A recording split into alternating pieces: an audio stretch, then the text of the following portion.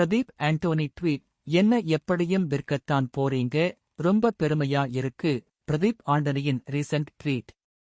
Big Boss season 7 நிகழ்ச்சியில் போட்டியாளராக பங்கேற்றவர்தான் பிரதீப் ஆண்டனி. ரசிகர்கள் மத்தியில் மிகவும் பிரபலமான பிரதீப் ஆண்டனி அவ்வப்போது ட்விட்டரில் பதிவிட்டு வருகின்றார்.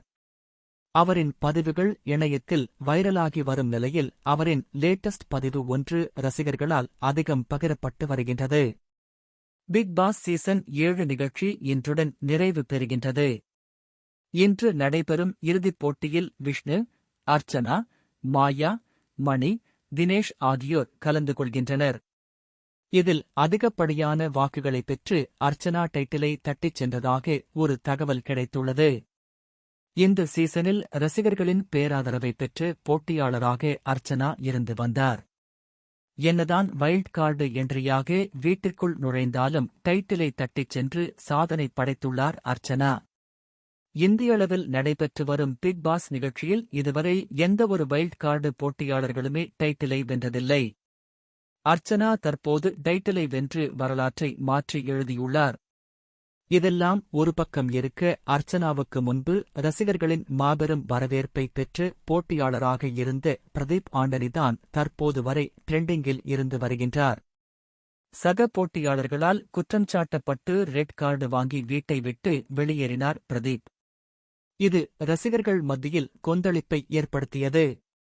அதற்கு முன்பு பிரதீப் ஆண்டனிக்கு இருந்த ஆதரவை காட்டிலும் அவருக்கு ரெட் கார்டு வழங்கிய பிறகு ஆதரவு இரட்டிப்பானது. எங்கு திரும்பினாலும் பிரதீப் ஆண்டனியை பற்றிய பேச்சுதான் பரவலாக பேசப்பட்டு வந்தது. இதற்காக தொகுப்பாளர் கமலையே சிலர் கடுமையாக விமர்சித்தனர். பிரதீப் பக்கம் இருக்கும் நியாயத்தை கமல் கேட்காமல் பாரபட்சமாக முடிவெடுத்தார் என்றெல்லாம் ரசிகர்கள் உலக நாயகனை விமர்சித்தார்கள். அந்தளவிற்கு பிரதீப் ஆண்டனிக்கு ரசிகர்கள் கிடைத்தனர். இந்நிலையில் அவ்வப்போது பிக் பாஸ் நிகழ்ச்சியைப் பற்றியும் பொது விஷயங்கள் பற்றியும் பிரதீப் ஆண்டனி பதிவிட்டு வந்தார். அவரின் பதிவுகள் இணையத்தில் செம வைரலானது. அந்த வகையில் பிரதீப் ஆண்டனி போட்டுள்ள லேட்டஸ்ட் ட்வீட் ஒன்று இணையத்தில் வைரலாகி வருகின்றது.